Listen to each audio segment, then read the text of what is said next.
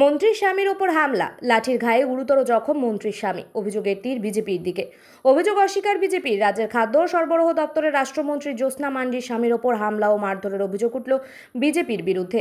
মন্ত্রীর স্বামী তুহিন মান্ডির ওপর হামলার অভিযোগ ওঠে বাঁকুড়ার খাতড়া বাজারে। ঘটনায় অভিযোগের আঙুল উঠেছে বিজেপির দিকে। ঘটনায় 6 বিজেপি কর্মীকে গ্রেপ্তার করেছে খাতড়া থানার পুলিশ। সমস্ত অভিযোগ অস্বীকার করেছে বিজেপি। রাজ্যের খাদ্য ও সরবরাহ দপ্তরের রাষ্ট্রমন্ত্রী জ্যোৎস্না মান্ডির অভিযোগ, গতকাল সন্ধ্যের কিছু পরে বাঁকুড়ার খাতড়া বাজারে লাঠিসোঁটা নিয়ে জমায়েত করেছিলেন বিজেপির বেশ কিছু লোকজন। সেই সময় মুদিখানার সামগ্রী কিনতে বাজারে যান মন্ত্রী জ্যোৎস্না মান্ডির স্বামী তুহিন মান্ডি। অভিযোগ, বাজার করার সময় আচমকাই বিজেপির 15-16 জন কর্মী লাঠিসোঁটা নিয়ে তার স্বামীর ওপর হামলা চালায়। পিঠে ও ডান হাতে গুরুতর আঘাত পান মন্ত্রীর স্বামী। খবর পেয়ে তড়িঘড়ি তাকে উদ্ধার করে গতকাল রাতেই খাতড়া মহকুমা হাসপাতালে নিয়ে যাওয়া হয়। প্রাথমিক চিকিৎসার পর তাকে ছেড়েও দেওয়া হয়। এদিকে খাতড়া থানায় ঘটনার অভিযোগ জানানোর পর পুলিশ 5 জনকে গ্রেপ্তার করে। ধৃতদের খাতড়া মহকুমা আদালতে পেশ করে পুলিশ। মন্ত্রীর অভিযোগ, বেশ কিছুদিন ধরেই বিজেপি এলাকাকে অশান্ত করার চেষ্টা চালাচ্ছে, আর সেই রাজনৈতিক উদ্দেশ্যেই তার স্বামীর ওপর হামলা চালিয়েছে বিজেপি। এদিকে এই ঘটনায় বিজেপি যোগের অভিযোগ সম্পূর্ণ উড়িয়ে দিয়েছে বিজেপি। বিজেপির দাবি, অভিযোগ সম্পূর্ণ ভিত্তিহীন। গতকাল সন্ধ্যায় খাতড়া বাজারে তৃণমূলের গুন্ডারা বিজেপি কর্মীদের ওপর হামলা চালানোর ঘটনা ঘটে। পরিস্থিতি নিয়ন্ত্রণে আনতে র্যাফ নেমে লাঠি চার্জ করে। সেই সময় লাঠির আঘাতে অথবা তৃণমূলেরই কোনো কর্মীর লাঠির আঘাতে মন্ত্রীর স্বামী আহত হয়ে থাকতে পারেন। এর সঙ্গে বিজেপির কোনো সম্পর্ক নেই। কালকে আমার স্বামী মুদিখানা বাজার করতে গিয়েছিলেন ওখানে। তো বাড়ির সেই সময় ওরা যারা বিজেপির গুন্ডা বাহিনীগুলো আছে, ওরা প্রায় থাকে ওখানটাতে। আর 2-3 দিন ধরে খাতটাকে উত্তপ্ত করে রেখেছে, লাঠিসোঁটা নিয়ে প্রায় বেরোয়। তো কালকে ছিল, সেই সময় ওরা আমার স্বামীকে দেখে আমার স্বামীর ওপর চড়াও হয়। ছিল 15-16 জনের মতো ছিল, এবং ওদের হাতে লাঠি, রড, এইসব জিনিসপত্রগুলো ছিল ওদের হাতে।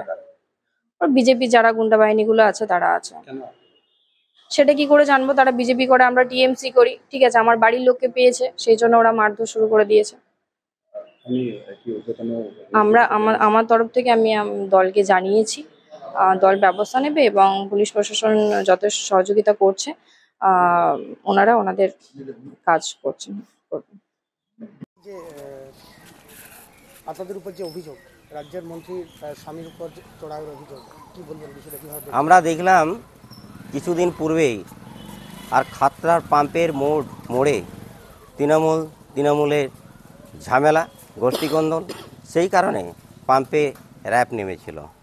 সেই রকম গতকালকে তৃণমূলের কিছু আশ্রিত গুন্ডা বাহিনী, তারা মোটরসাইকেলে চড়ে মুখে কাপড় বেঁধে আর লাঠিসোঁটা নিয়ে পুরো খাতড়া তারা চষে বেড়াচ্ছে, শান্ত খাতড়াকে অশান্ত পরিবেশ করার জন্য। সেই কারণে পুলিশের কাছে খবর যায়, পুলিশ এবং র্যাব নামাতে বাধ্য হয়। এই ধরনের ঘটনায় অশান্ত করার জন্য পুলিশ লাঠি চালাতে বাধ্য হয়। সেই লাঠির আঘাতে মন্ত্রীর স্বামীর আঘাতপ্রাপ্ত হয়। তুহিন মান্ডির বাড়ি কোথায় আর ঘটনার স্থান কোথায়? দেখতে হবে যে ঘটনার স্থান করালি মোড় সংলগ্ন হনুমান মন্দির এবং সামনে আড্ডা, তার সাথে সাথে তৎসংলগ্ন বিজয় দাসের মোড়। এই মধ্যেই ঘটনা। এই ঘটনার মধ্যেই সেইখানে এই তুহিন মান্ডির গুন্ডা বাহিনী সেখানে প্রবেশ করে। পুলিশ লাঠি চালাতে বাধ্য হয়।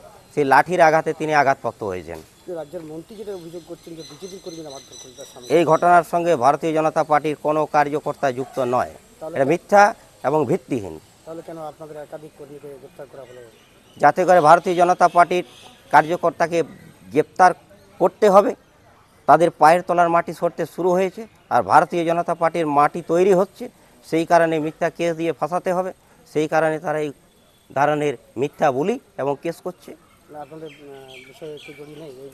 এই ঘটনার সঙ্গে ভারতীয় জনতা পার্টির কোনো কার্যকর্তা যুক্ত নয়। দীপক কুমার দাস, ভারতীয় জনতা পার্টির বাঁকুড়া সাংগঠনিক জেলার সম্পাদক।